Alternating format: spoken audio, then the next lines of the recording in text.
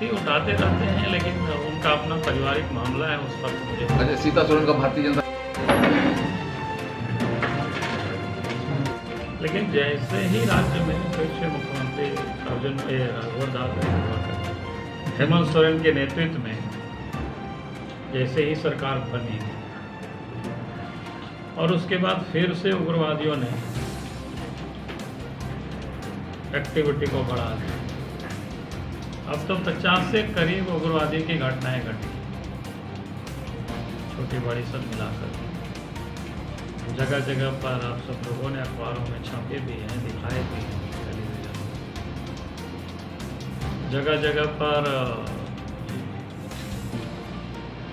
लोगों की भी हत्या हुई और मशीनों को भी लोगों ने जलाई, और जगह जगह से जो सूचनाएं मिल रही हैं, आप जो लोग पहले भागे हुए थे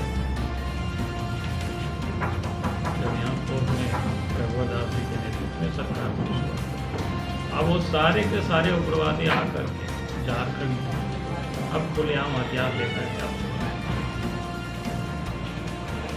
तो हम कह रहे थे कि सरकार चाहती तो और स्थिति को अच्छी कर सकती, राज्य में लॉ एंड ऑर्डर ठीक हो सकता था। ये जो भय का माहौल बनते जा रहा है उग्रवादी के और समाप्त करके, लेकिन ये सब हुआ नहीं और बढ़ रहा है। दूसरा है जो लॉकडाउन के काल में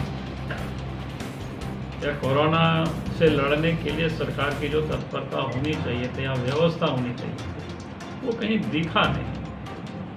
जिस प्रकार से कोरोना सेंटर में अव्यवस्था रही, और अब तो इस कारण से मैक्सिमम लोग होम क्वारंटाइन ही होते हैं, और सरकार ने भी कहते हैं कि अब होम क्वारंटाइन ही रहो। तो गरीबों के साथ तो वो भी बहुत ही लाचार और बहुत ही दिक्कतें। फिर आज भी अस्पताल को अगर आप देखें, जहां अस्पतालों में भी कोरोना सेंटर सरकार ने जहां बनाई है, तो वहां भी अव्यवस्था का आलम इस प्रकार से है। जो लोग वहां गए हैं, जो लोग वहां रहे हैं, वो लोग वहां से लौट करके जो सूचनाएं देते हैं, जब वो बताते हैं, तो बड़ा भयावह है। तो इस क्षेत्र में सरकार अच्छी काम कर सकती थी, लेकिन उसमें बिल्कुल सरकार विफल, और इस कारण से प्राइवेट नर्सिंग होम वगैरह में पैसे बहुत अधिक लग रहे हैं। वहाँ भी आप सब ने देखा जैसे रेट उन्होंने जो निर्धारित किए सरकार को, तो भी इतनी अधिक कि गरीब बेचारा तो वहाँ इलाज ही नहीं करा सकते, वो जाने के बारे में सोच ही नहीं सकता। जिस प्रकार से बेड का या बाकी चीज़ों का जो दरें जो सरकार ने फिक्स कर, जबकि इन सारी चीज़ों को सरकार की ओर से देना चाहिए। लोगों को होता भी तो नॉमिनल प्राइस और बाकी सरकार को अदा करनी चाहिए, लेकिन सरकार ने उस पर कहीं कोई ध्यान नहीं। विकास की तो पूरी तरह से मामला सब कुछ ठप पड़ा हुआ है। सरकार कहती है हमारे खजाने में पैसा नहीं है, लेकिन राज्य के खजाने में पैसा कैसे आए? यहाँ तो सरकार में बैठे हुए सभी लोग, यार मैं तो कहूँगा कि हेमंत के पूरे परिवार ही अपने खजाना को भरने में लोग लगे हुए हैं। चाहे कोयला की तस्करी हो, पत्थर की तस्करी हो, बालू की तस्करी हो, जितनी भी बॉर्डरिंग जो स्टेट है, चाहे बिहार की ओर सड़क जाती हो, बंगाल की ओर जाती हो, वहाँ खुलेआम सब पार हो रहा है।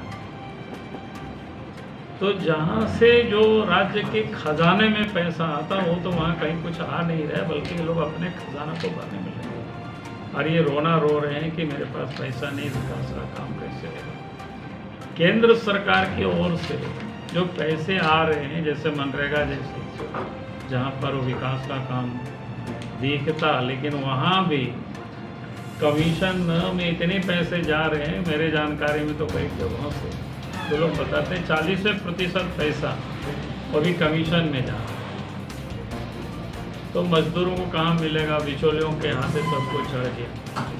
तो कुल मिलाकर के विकास की जो काम बिल्कुल ठप पड़ा हुआ है। जो भी काम थोड़ा बहुत ग्रामीण क्षेत्रों में रोजगार जहाँ देने की बात है, तो भारत सरकार की ओर से, चाहे वो प्रधानमंत्री सड़क योजना का काम या फिर मनरेगा में हो, तो इन्हीं क्षेत्रों में काम दिख रही है। बाकी तो सरकार बिल्कुल हाथ खड़े कर रखे, जबकि राज्य के खजाने में पैसे